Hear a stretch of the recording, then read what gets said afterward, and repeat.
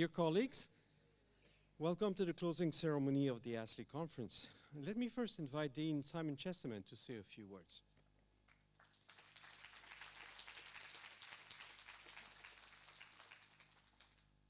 Thank you very much, Gary. I usually refuse requests to speak at the end of conferences because people are exhausted. People are tired, and occasionally during the closing address they fall asleep. And there was one occasion I was doing an address like this and someone sitting about where Gary was fell asleep. Now, it was not Gary. And I carried on, but on this occasion the person who had fallen asleep, again, not Gary, started to snore quite volubly to the point where it was making it hard to carry on. So I said to the person sitting next to him, sorry, can you tap him on the shoulder? It's hard to present. The person leans forward and says, "You put him to sleep, you wake him up." So I don't normally give these addresses, but I will be brief today. And I really want to begin with an apology for the buses last night and indeed this morning. Those of you who got the unplanned scenic tour of Singapore, I hope you enjoyed that. I had the fortune to chair a panel earlier today on autonomous vehicles, and rest assured by the time you come back to Singapore, if we host in 4 years, we will have autonomous buses to drive you around that will take you to the correct locations. But no, seriously, as I said yesterday, if things go wrong, I take responsibility, and I'm sorry for the inconvenience last night and especially this morning. Overall, however, I think this conference has been an outstanding success. We said at the beginning it was the biggest ASLI ever, biggest in terms of submissions, biggest in terms of the number of presenters, but also I think, having anecdotally experienced it myself and spoken with many of you, the best in terms of the quality of the presentations. So really this is wonderful for the institution, it's wonderful for the region, and it's wonderful for legal scholarship more generally. And that's all, of course, due to you. To the quality of your work, but also your willingness to engage with participants, offer comments, serve as commentators, moderators, and so on. So do please stay in touch with one another. It's relatively easy these days to stay in touch. Keep those conversations going and reconnect by all means in Delhi next year, but also stay in touch in between. And submit papers to our journal. As Dan was presenting yesterday, the Asian Journal of Comparative Law is a wonderful vehicle for promoting your scholarship to the world and emphasizing that Asian legal scholars and legal scholars interested in Asia have a lot to say. Along the way, many of you have been very kind about NUS Law serving as the secretariat, but the work we do and the investment we make is, I emphasize, pure self-interest. As Minister Shanmugam emphasized yesterday, Singapore's future is in ASEAN and in Asia. We in Singapore need to understand the region. We need to engage with scholars and practitioners across the region. And the Asian Law Institute, together with the Center for Asian Legal Studies in our journal, are ways in which we try and do that. So we benefit, even as you benefit, hopefully, from those connections and those opportunities. Most of us here realize that, today at least, but there's one member of the faculty who has been banging on about this for more than 20 years. Today, he actually sent around a newspaper article, I'm referring to Gary, which quoted at length Minister Shanmugam emphasizing the importance of academics in Singapore to understand the region, to engage with the region, something he has been saying for more than 20 years. I won't go on about him at length today. I said yesterday he was present at the creation of ASLI, he helped choose the name. Appropriately, he's going to have the final word today, and I think he'll be offering some thank yous. But it would be remiss if I didn't take an opportunity, very briefly, to thank him. And I'm going to embarrass him by giving him a very small token of appreciation for all of his efforts, not just for this conference, but for 16 or so years at ASLI, more than 2 decades at NUS, and really being proven right about how important Asia is to Singapore and to the world. So just a quick round of applause for Gary.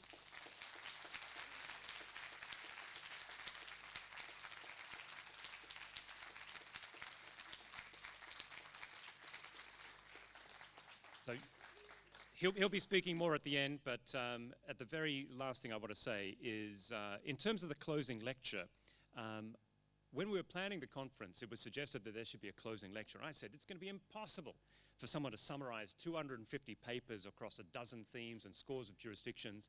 And then Tony Anggee said, I'll do it. I think someone else will be introduced in a moment, but I did just want to thank Tony for his contributions to third world approaches to international law, to scholarship, both in terms of his own research. Many of us know his work on imperialism and international law, but also his tremendous dedication to education and research and capacity building, developing the next generation. He was recently in Sri Lanka doing that. He was attending panels that are far from his own area of interest today and yesterday in order to sort of understand better what people are working on. So I'm really looking forward to his remarks. But my last thank you again is to all of you for being here, and I hope you've enjoyed your experience, and I look forward to seeing many of you come back through NUS, see you at your various institutions, and at the latest catching up in June next year at Delhi. Thank you all very much.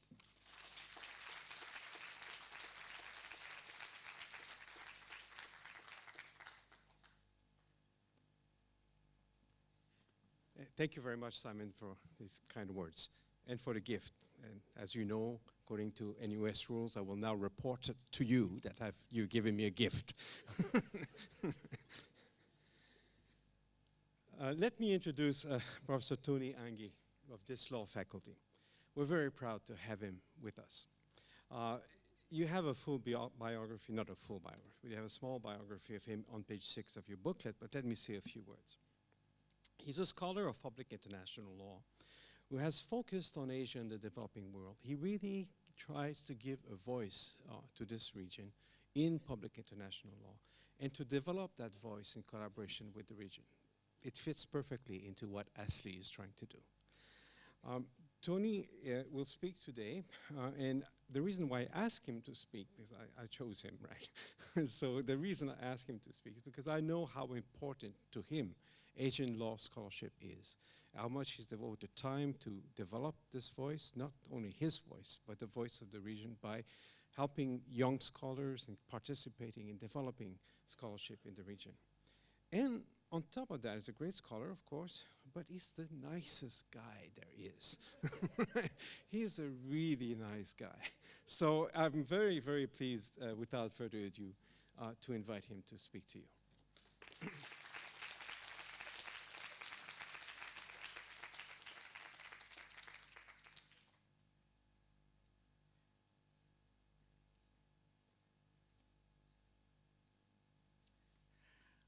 Ladies and gentlemen, given the circumstances, I think the most sensible thing I can do is to say, ladies and gentlemen, thank you very much, and sit down.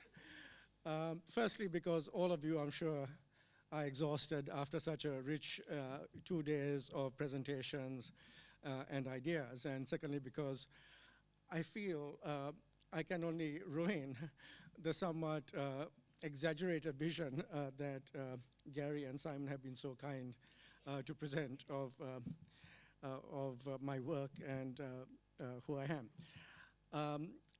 But I suppose I have to continue in some way. So let me just try and make a few remarks. Yes, I did try the exercise that Simon mentioned. I tried to go to all these different panels to see what the common themes are. So I was trying to think of a common theme that bound related party transactions in corporate governance with LGBT strategies of litigation, with issues of foreign direct investment and the concept of security in foreign direct investment, with the concept of constitutional authoritarianism, and I'm afraid I failed. I suppose I can think about links that connect everything up in terms of a very broad concept such as law, but that may not be particularly insightful or helpful.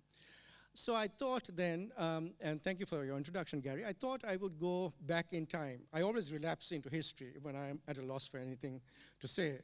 And I thought I would go back in time to deal precisely with the question Gary raised of ASLI's mission of trying to find a voice for Asia to actually explore these complex issues that are taking place in this region.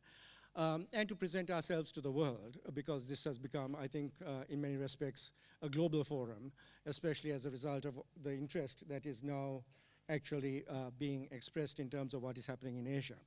So I thought I will go back to a much earlier time, and let me go back to this moment. Perhaps that's the most sensible thing I could say. Okay, so this is a moment, 1947, when Asian states trying to confront the new world order that had come into existence as a result of the United Nations and the creation of the United Nations, the feeling was I'm timing myself so I don't go over time. The feeling was that Asia had been really excluded from the creation of the United Nations and all the institutions that were to have such a powerful impact on the lives of people in Asia. The World Bank had been created in 1944, the IMF had been created in 1944. Nehru could not attend the negotiations that led to the United Nations being created because he was in jail. And so India's greatest statesman, although I understand now in India all sorts of complications are taking place about his status, but I'll leave that to our next speaker. India's greatest statesman could not attend these deliberations. And so an Asian Relations Conference was held in 1947. I don't know how many of you know of this particular event. It's very appropriate that we are going back to Delhi next year. But this was a fundamental event in terms of trying to unite Asia to say, how should we view the world, and what are the principles that should apply among ourselves, and also what can we contribute to the world order that is now coming into existence. That was a very important conference. That was followed by another conference held in Colombo, in Sri Lanka, I am proud to say, in 1954. And that conference in 1954 led to this event, which is, next slide please, 1955, the Bandung Conference. I'm sure many of you have heard of this event, although it's interesting to note how many people within Asia itself remember this almost as a mythical event, but aren't particularly sure as to what happened here in Bandung. So I'm not trying to make a direct comparison between what we here in ASLI are attempting to do and the Bandung Conference, but perhaps some of the proceedings would help us understand where we have been and where we are now. So this was a historical event. As President Sukarno pointed out, this is the first occasion on which the colored people of the world have actually met in a political forum to try and formulate their own vision about what the world should be like. So what did Asia stand for in this moment of great promise in 1955? We can see that many of the Asian countries were involved. So Cambodia, Vietnam, both Vietnams, Japan, India, of course, Nehru was there.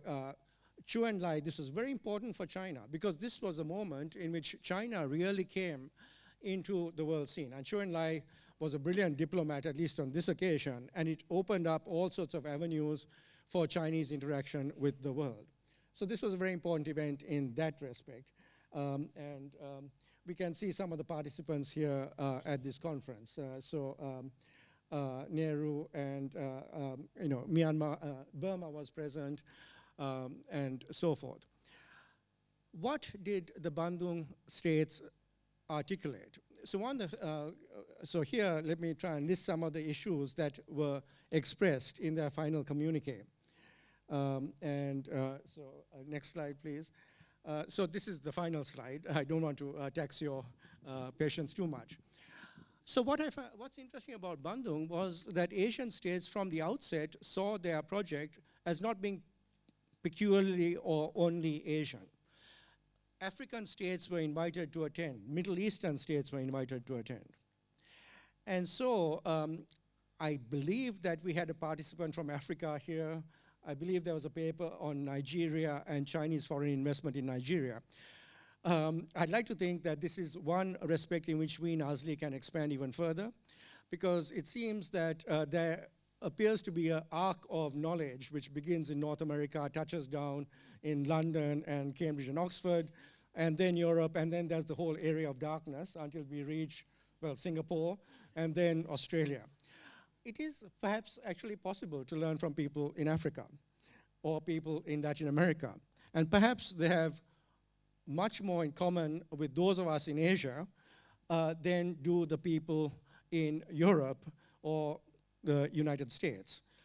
Our theoretical models come from Europe and the United States, but I think one of the issues that we really face, and I'm glad that this conference has done this, is really try and challenge those theoretical models and try and articulate our own reality and our own experience in a way that is scholarly and coherent.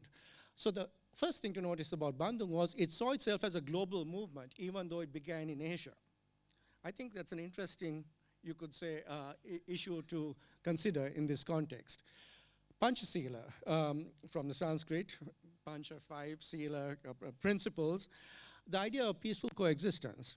Here, it really was a set of ideas about sovereignty. And this was for entirely understandable reasons, because Asian states saw as their greatest enemy and threat the whole issue of empire and colonialism.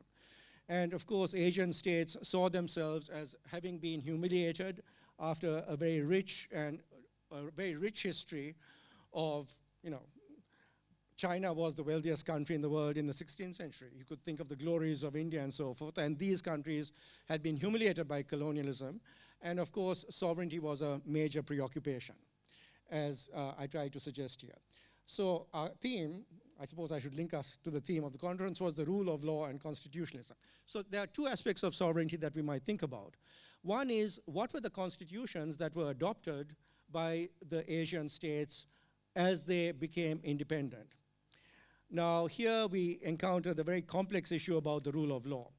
In many of the rich discussions I encountered, the discussions about the Philippines and so forth, we do understand that the rule of law is a very ambiguous term, and we do understand how the rule of law itself could be authoritarian. It is not a contradiction in terms. There's a brilliant book written by Nasser Hussain, not the cricket commentator, it's the World Cup on right now, but Nasser Hussain, called Emergency and Colonialism and the Jurisprudence of Emergency. And his basic argument is that the happy argument about colonialism and its benefits was that it spread the rule of law, and it did. But what Nasser Hussain points out is that together with the rule of law, there was always entrenched in the rule of law certain fundamental ideas about emergency. Because in these dark continents, in Asia, the basic understanding was we need to be able to take extraordinary measures in order to suppress the natives, precisely in order to maintain order and the rule of law.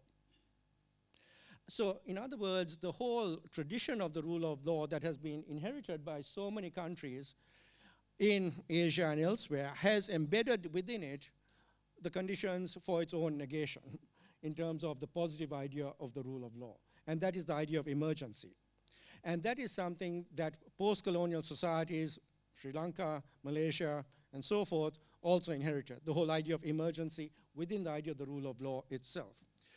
The other problem, of course, was the problem of nationalism. The whole question of how does one create one coherent nation state in societies that were in many cases multi-ethnic. So this is a problem that my own, well, I'm connected with several countries. Sri Lanka, the country I was born in, faces and has not successfully addressed. And so the hope was that nationalism would be overcome, perhaps by using the concept of development as a uniting, unifying theme. And yet, if we look at the situation that we are confronted with now in Asia, my claim would be that what is startling and a little alarming is the re-emergence of nationalism in a time of globalization. Because it seems that the whole concept of globalization should have undermined nationalism, should have created more complex and multiple identities, but this has not happened. And it's something that we need to think about in that way. What is also very disturbing, of course, is that in many Asian countries, certainly, nationalism excluded minorities and in many respects suppressed minorities. Then the whole question of development. This became a huge theme, of course, for the people of Asia because they felt that they were suffering from a very unequal system. It was an unequal system that had been created by international law.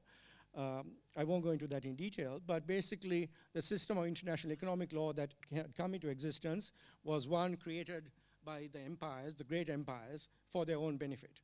Developing states had played no role in the creation of those rules. And so the idea of how do we achieve development? The interesting thing about the Bandung Conference was it said, we want to preserve our sovereignty. It had a very powerful idea of sovereignty. It was an idea of sovereignty that I would argue exceeded the Western idea of Westphalian sovereignty, because in Westphalian sovereignty there was still some protection given to minorities. In the Bandung version of sovereignty, there was no allowance really made for anything other than sovereignty in its most absolute form. And yet, at the same time, Bandung said, but we need to engage with the world when it comes to economic matters. And so there's this interesting paradox or tension of how you preserve absolute sovereignty from within in political terms, and you're still trying to think about what relations should we engage with for the purposes of development and globalization. Interestingly enough, in Bandung, there was a complete affirmation of human rights and self-determination. Now, this may not seem completely paradoxical. Human rights was seen as a way of contesting imperialism and as a way of actually asserting racial equality. At the same time, self-determination and human rights were seen as fundamental. And here, the Bandung states were very interesting. They said self-determination precedes human rights. In other words, we need to have a powerful sovereign in place to have our own nation before we can then protect rights. And there is something about that moment of claiming that sovereignty precedes human rights, which I think is enduring and interesting in various ways, because it suggests then that sovereignty comes first, sovereignty and stability. The last theme was anti-imperialism, which is not a surprising theme. I think we can consider all these themes now in terms of where we are in Asia at the moment. Well, globalization. It is fascinating that Asia has been so successful. I think the minister, Mr. Shanmugam, talked about this, the whole question about how Asia has grown enormously and the projections are for further growth. I think we need to perhaps think about that. And so it seems that globalization has worked for Asia, which is a very interesting question. How did Asia manage to make globalization work for it so successfully? I think that's a question that in different parts of this event, in different areas of the law, we might have got answers to this particular question. But we should not forget that accompanying globalization in many Asian societies is fundamental inequality. And with that fundamental inequality, we have a situation of increasing competition as a result of globalization. And I would claim that as a result of all this, what we are experiencing together with environmental degradation on an ongoing basis, which is also a feature of Asian life, is a situation of massive insecurity in the midst of what appears to be enormous wealth and prospects of growth. In this insecurity, we then lapse back into identities that are primordial and in fact artificial. And so this is one way perhaps of understanding the renaissance of nationalism that we are seeing in many parts of Asia. Because it seems in the midst of all this insecurity and inequality, it is the nation, understood in a very crude racial terms, that is seen as offering protection. Okay, I've only got 2 minutes, I'm timing myself.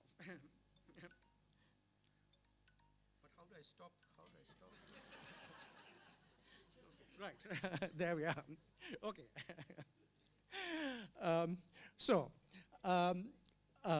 I'm not very good technologically.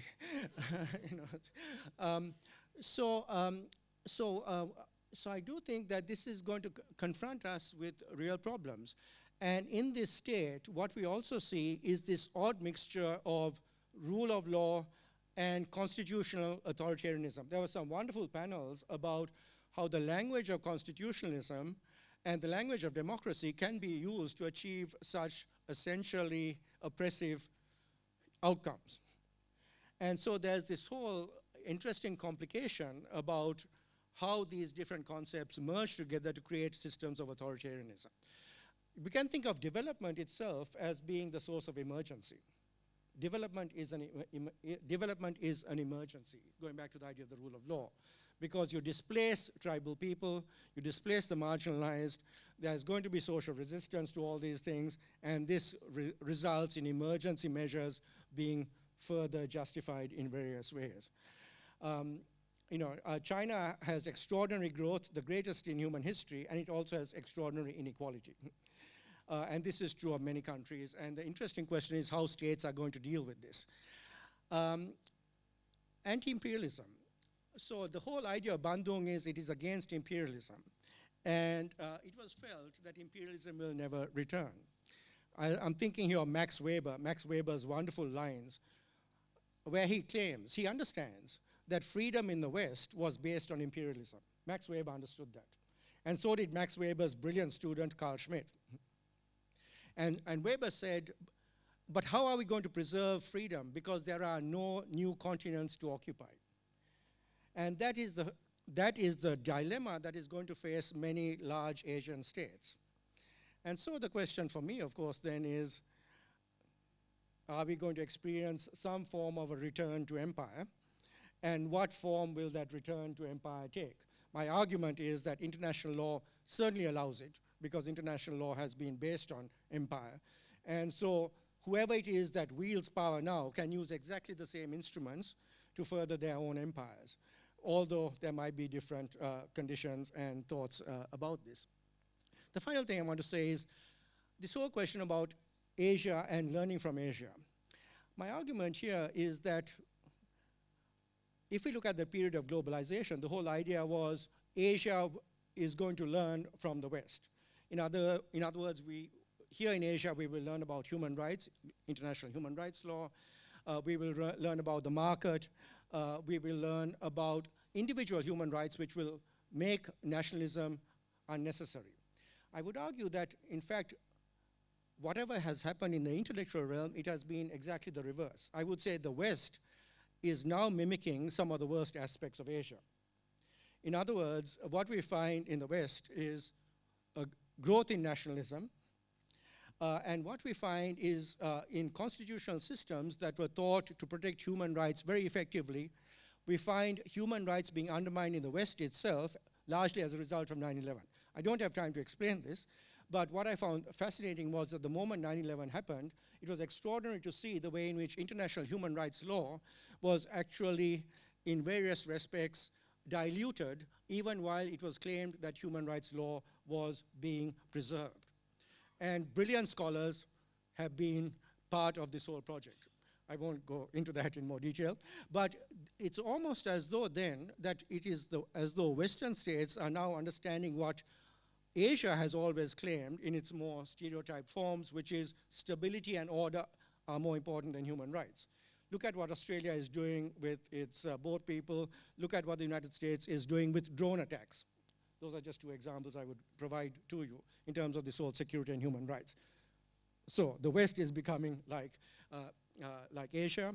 And then when it comes to nationalism, what we find now is that the problem in Asia was when you connected democracy with racially divided societies, what you had was democracy that was essentially racist in its character.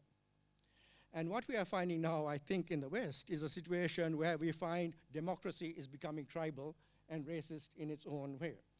So quite apart from what we as scholars are doing to suggest that there is an Asian way that the West should follow, I think in some odd way, and it is eerie, and I hope I'm wrong, actually, it is the West that is, in many respects, is following certain stereotypes of Asia.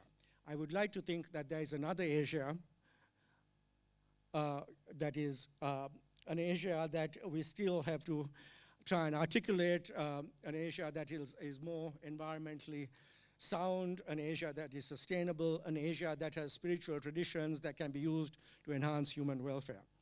And that is, I think, also our task as scholars, to articulate a different vision of what Asia and the world could be, the same task as Bandung.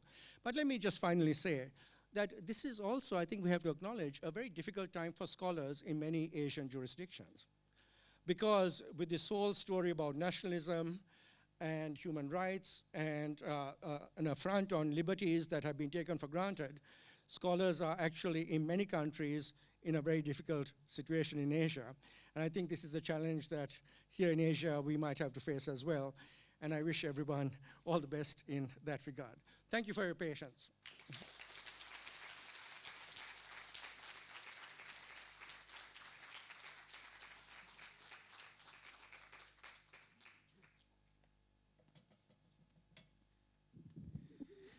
Thank you so much for these remarks. Thank you. Let me now introduce Professor Dr. Ranveer Singh, Vice-Chancellor of the National Law University, Delhi, who will invite you to his university for next year's conference.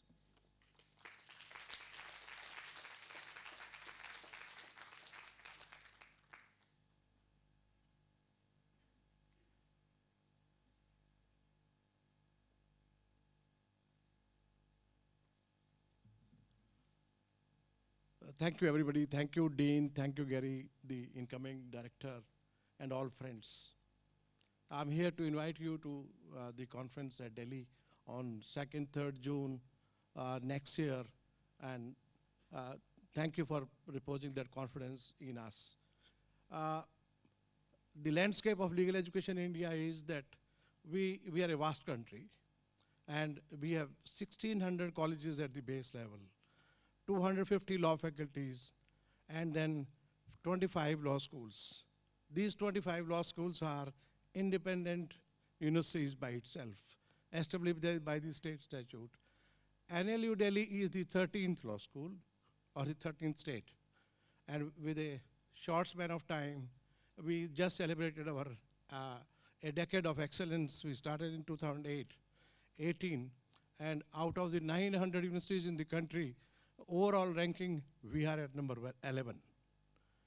And as far as the law institutions are concerned, which I said, the huge number, about 2,000 of them, we are at number 2 in a span of 10 years.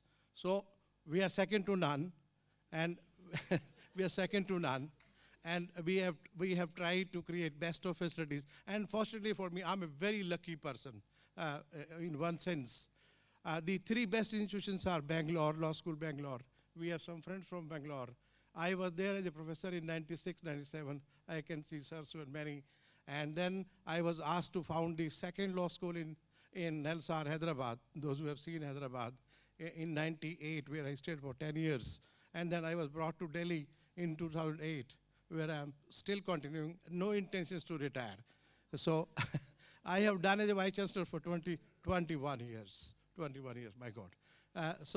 And the 3 best institutions are Bangalore, Hyderabad, and Delhi. And Delhi, for the last 2 years, is at number 2, and that's how we go. You saw the first picture, Nehru and Gandhi. There's a story. Gandhi is without a shirt. Some young people went to Gandhi and said, Bapu, they used to call him father of nation. In Hindi, Bapu is father. They said, Bapu, you say synthetic cloth we should discard. It is made by Britishers, and we should have our own indigenous stuff to wear. They said, it's all right, but this is more costlier than the synthetic stuff. He said, you come to me tomorrow. So next day when those young people went to him, they said, we have come to know about our answer. He said, I have already given you the answer. They could not understand that. He said, look at me. He said, if you find it costly, cut down the demands. And after that, you see it. Gandhi, even when he went to England for those meetings regarding freedom, never wore that cloth. He was without a shirt. Even in the very, those were the leaders, you know. These countries which we had great, you had great leaders, we had great leaders, Gandhi, Nehru, those were the people who thought about the fog, you know. I was called by a particular country which were struggling their constitution to be framed. The Constitutional Assembly called us. I was a member of the SARC law. 6th draft. I said, what are you doing? 6th draft and you are not able to finalize the constitution, what has happened with you? And they said, we are trying to discuss this with you because you did this in less than three years. I said, those were the leaders, those who never asked for a pound of flesh. Everybody said, give everything to them, give everything to them.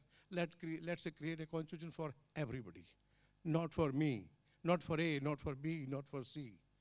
They thought of country, not for individual self, you know. So that's how those leaders could create that constitution in less than 3 months. We at Delhi believe in that we produce a generation of professionals, those who are technically sound, professionally competent, socially relevant. For us, apart from that you produce best of lawyers, a good lawyer should be a good human being.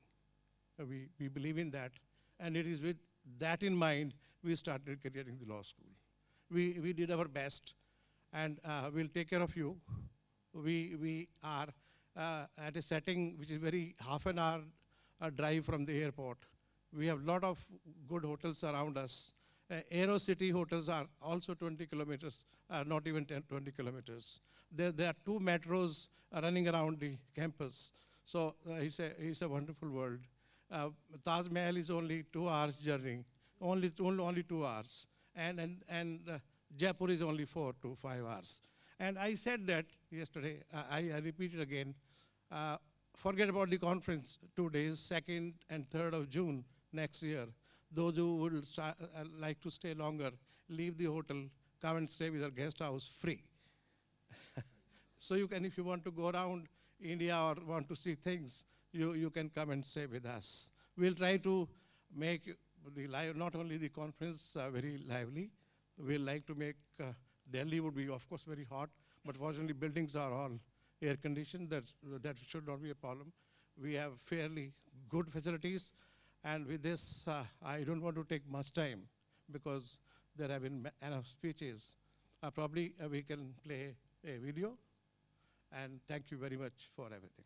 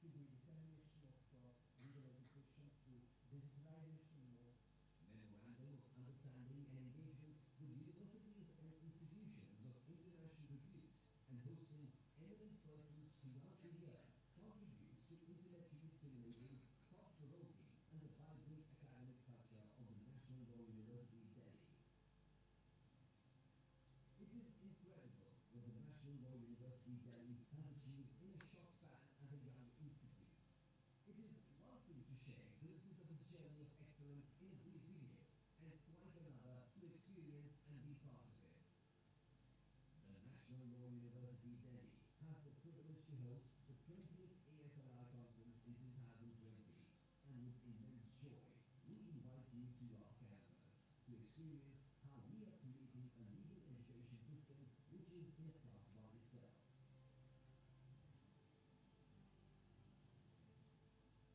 We invite you to the National Law University Delhi, a law school that is second to none.